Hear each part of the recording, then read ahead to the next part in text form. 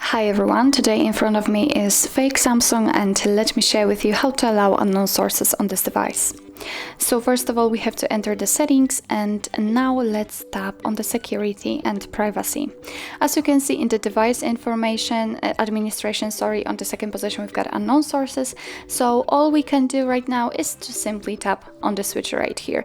And as you can see, we've got the information that you're doing it on your own responsibility, because some third-party apps aren't verified by the developer.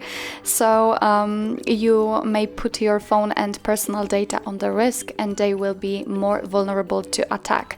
So just tap on OK, and as you can see right now it is activated, so it means that from now on your device is allowed to install something from apps from unknown sources. Obviously you can turn off this permission whenever you want to, just by tapping on the switcher again. So actually this is it. This is how to allow unknown sources in your fake Samsung. Thank you so much for watching. I hope that this video was helpful, and if it was, please hit the subscribe button and leave the thumbs up.